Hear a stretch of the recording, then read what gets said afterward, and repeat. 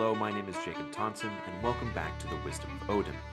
Today, I want to share a subject with you that I've been researching for some time, and I wanted to wait until I found the perfect location to talk about this subject. And I believe I have found that place. Here in the east of Scotland, in the ancient kingdom of Fife, lies a druidic den that may have existed thousands of years ago, and may have been a place of worship by the Druids of the ancient past. Now, before I actually head into the den itself, I am going to be giving a small offering to the ancient druids and the fairies that supposedly exist here so that I may have a smooth filming experience. What I'm going to be showing to you on camera is going to be after that little offering was made, because I want this to be a very pure thing, talking about why I'm here and what I'm doing. So with that, let's go ahead and head in and explore Danito's den.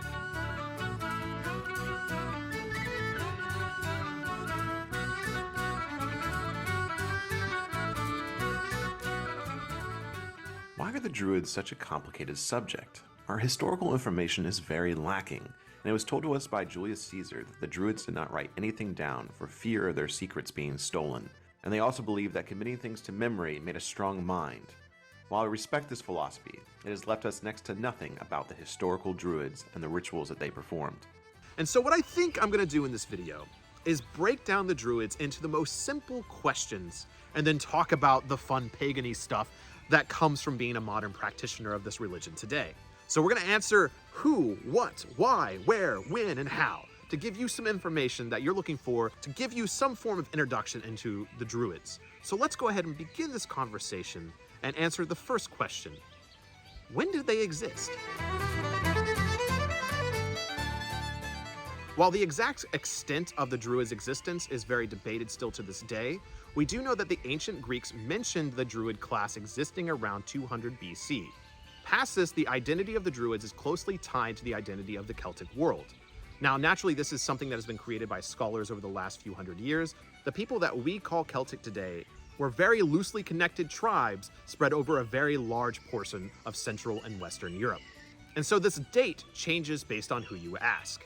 And so when answering the question of when did the Druids exist, it changes on the beginning end from around 1000 BC to 4000 BC, and then even where the Druids ended kind of changes based on the location. In ancient Britain, they only existed till around the 1st century when the Romans eradicated the last Druids at the Isle of Anglesey. But then in Scotland and Ireland, they existed quite a bit longer, going all the way to the time of conversion around the 4th to the 5th century. Now we're already kind of going into answering that question of where did the Druids exist? The Druids existed across Central, Western, and Northern Europe. As posed by author Peter Ellis, the Druids existed wherever the Danube River flows, as he also suggests that Danu, the Celtic mother goddess, is in fact the Danube River. Most of our information about the ancient Druids was written about by the Romans and the Irish monks. And so this is the main centers of information that we have are the campaigns against the Gauls written by Julius Caesar and various other Roman writers. And then the preservation of some mythology from ancient Ireland and then into ancient Wales as well. And then some loose information in Arthurian legend and then whispers across the rest all the way up into Scotland. Because obviously here I am in Scotland in a place that was more than likely used by the ancient Druids. So the final thing I want to kind of answer here is where did the Druids practice specifically? Because there's a couple of different things to bring up here. One, we have references of sacred groves. This feels very much like a sacred grove.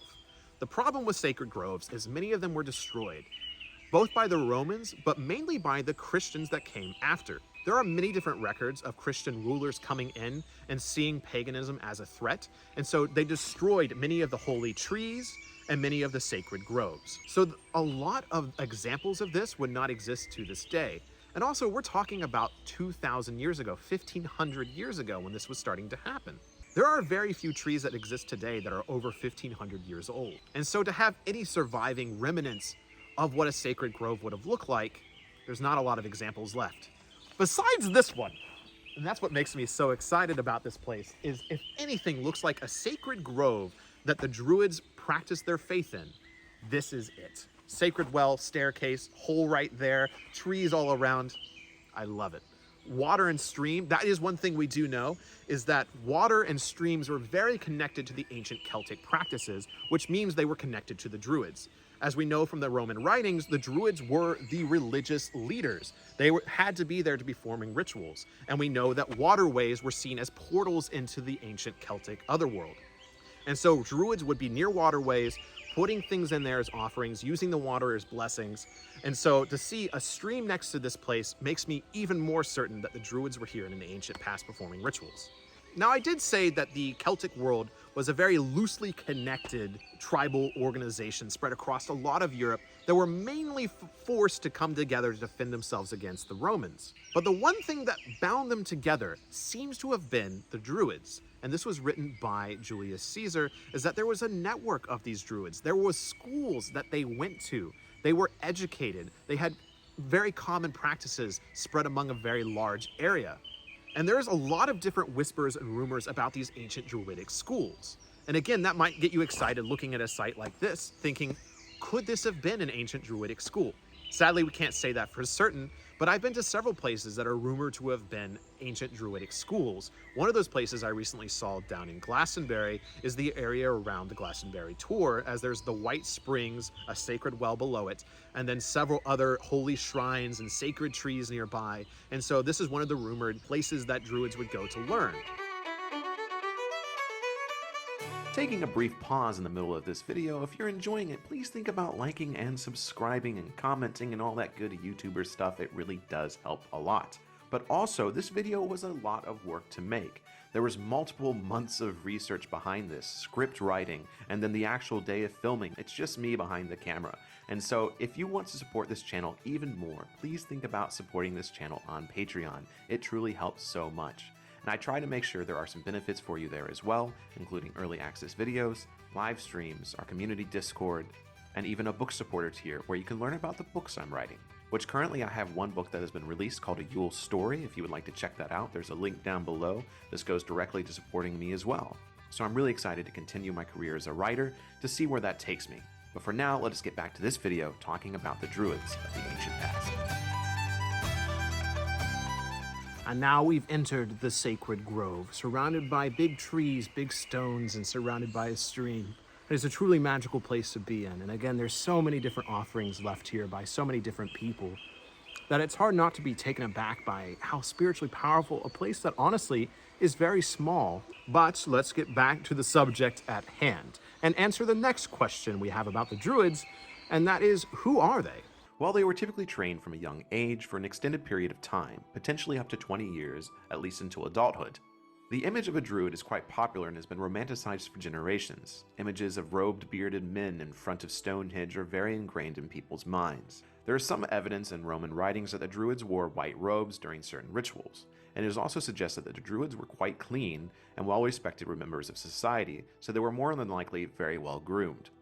While more commonly portrayed as male, there is a great chance that women were also Druids, or at least performed the similar roles as the Druids in society as priestesses. Most notably Boudica of the Iceni tribe, who was said to have performed rituals to Andraste during her campaign against the Romans. There's also the story of Saint Bridget of Briege. She was stated to have been a Druid who was converted over into the Christian faith, and her holy place used to be a place of significance to the early Irish people.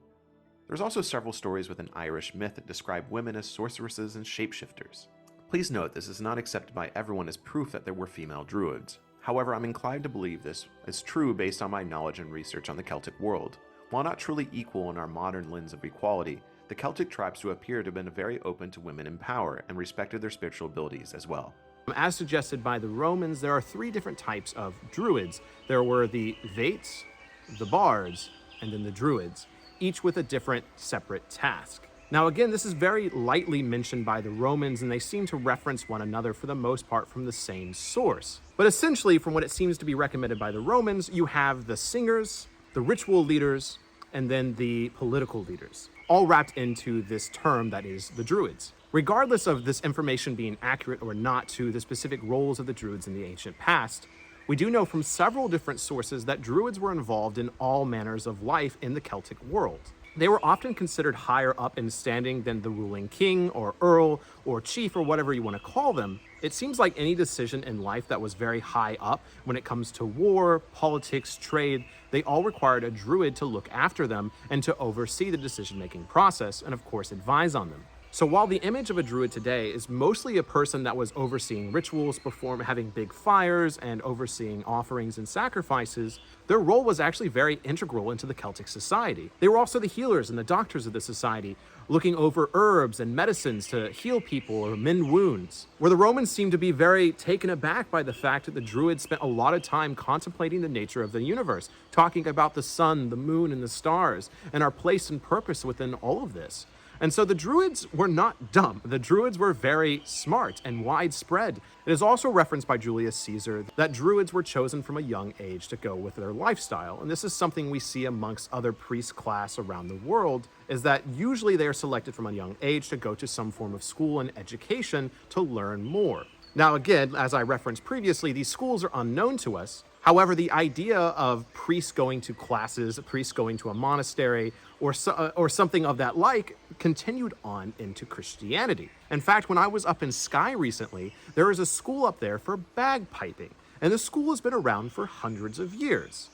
Now, again, I can't say definitively, but what if this was one of the schools of the bards, one of the schools that Druids had to travel to pilgrimage to learn the ancient art of music making and songwriting? Again, just a theory, but this is the image that the little information that we have about the Druids begins to paint for us. Because now, even with the loose information I've shared with you, we have this image of these world-traveling intelligentsia that shared ritual knowledge, spoke of the universe, delved into politics, into healing, and took pilgrimages up to different parts of the world to learn from one another. This is a truly beautiful image. Again, I think so many of us wish we had the details of this entire picture, but what we are left with is truly magical.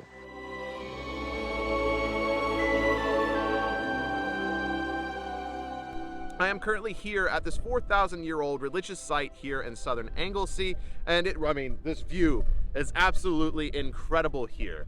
And this site in particular is very special. Like many sites before it, this is lined up with the solstices and clearly was used for religious practices. Not too far away from here in the sea and the rivers, we find artifacts to the ancient Celtic deities. This mystery is one of the things that attracts people to the Celtic religion, mythologies, and even the Druids. The problem with this is in the 1800s, there was a revival of this interest before we understood the science of dating properly and understanding where these sites came from in history. In fact, many of these sites were forgotten about, abandoned, and even desecrated for hundreds of years into the 1700s and the 1800s. Oftentimes, I find that these sites were not researched or even preserved in any kind of way leading up to this point in time. With that, there was a misconception that brewed because of this, and that the understanding of the Druids is that they used to worship sites like this, that the Druids themselves built and used these sites, but in fact the time period does not line up. The most famous image of this comes from around the 1800s, where this idea of the Druids having these massive celebrations at Stonehenge, kind of came to be. And we even see this into the modern era, as the modern Druids now go to Stonehenge to perform solstice and equinox rituals. But the sad reality of it is the Druids did not build Stonehenge, at least not the Druids that we know of from Julius Caesar and the other Roman writers of the early first centuries.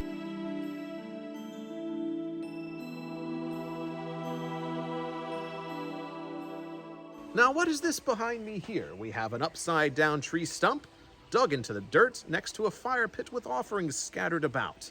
Is this an ancient Druidic tradition? Probably not. This is a very neo-pagan thing to do. However, the idea is still there, leaving an offering to venerate nature.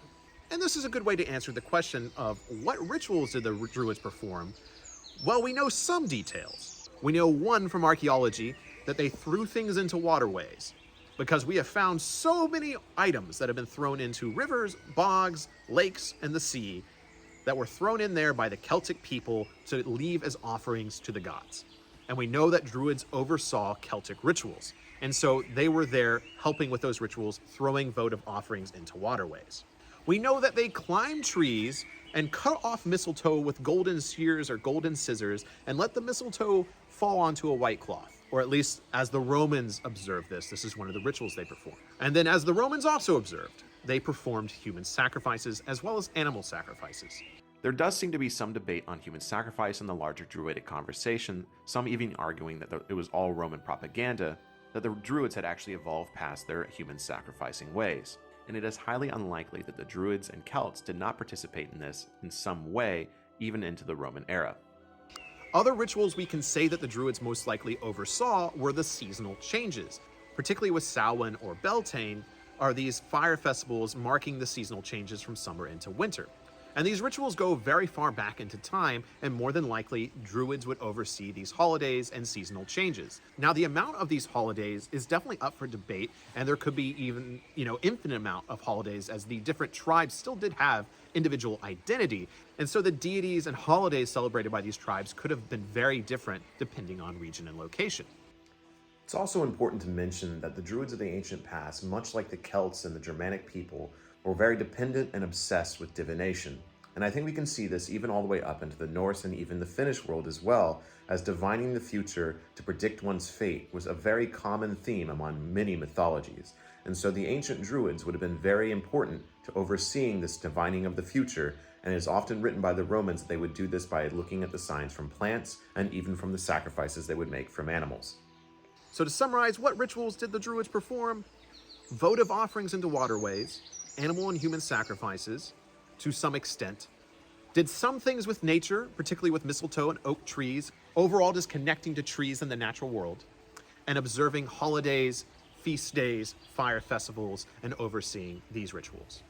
There is some reference to them also overseeing quite small things within society, such as marriages, deaths, and births. And so fulfilling that role of society that has been around for almost every single culture is having some form of priest or priestess overseeing these moments in life, birth, death, and marriage.